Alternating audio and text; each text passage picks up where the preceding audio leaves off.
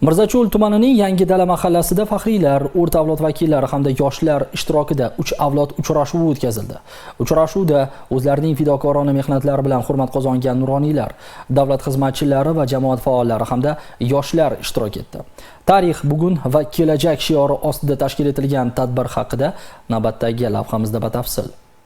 Tadbirga Mirzacho'l tumanidagi olis qishloq va mahallalarda uzoq yillar davomida yurt ravnaqi, tinchligi, yosh avlod ta'lim-tarbiyasi yo'lida fidokorona mehnat qilgan keksalar, afg'on urushi qatnashchilari, o'rta avlod vakillari hamda yoshlar taklif etildi. Faxriylarga Yangidala madaniyat markazida ehtirom ko'rsatildi. Tadbirda so'z olganlar yosh ulug' otaxon va onaxonlar o'zlarining boy hayotiy tajribalari, bugungi kunda faxriylarga ko'rsatilayotgan e'tibor, tinchlik, yurtimizda millatlar aro totuvlik va hamjihatlik, tumanda inson qadrini ta'minlash borasidagi ishlarni faxr bilan tilga oldilar. Yangi O'zbekistonning taraqqiyot sari dadil odimlari, samimiy suhbatlar, muloqotlarning asosiy mavzusi bo'ldi.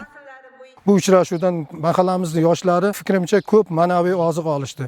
Chunki qariyalarimiz cho'lning ochilishida qilgan mehnatlari, qanday sharoitda o'qiganlari, hozirgi vaqtda yoshlarga prezidentimiz tomonidan yaratilayotgan sharoitlar to'g'risida gapirib o'tishdi.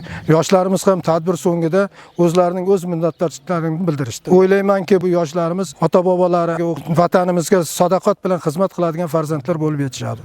Darhaqiqat bunday muloqotlar yoshlarni kasbga sadoqat, adolat va rostgo'ylik an'analariga hurmat ruhida tarbiyalashning samarali yechimidir. Uchrashuvda biz nuroniy otaxonlar, mo'tabar onaxonlar bilan birga suhbat o'tkazdik. O'tgan o'zini davridagi qiyinchiliklar bilan hozirgi davrdagi bizga yaratib berilayotgan sharoitlarni taqqoslab, bizni yanada ruhlantirgani bo'ldi. Albatta biz kelajakda yaxshi bir kasb egasi, O'zbekistonga kerak bo'ladigan inson sifatida yetishishni va'da beramiz. Keksa avlod vakillari bilan sportni sev, kitob, bilim bulog'i kabi davra suhbati hudud yoshlari uchun hayot yo'llarini tanlashda muhim ahamiyat kasb etdi.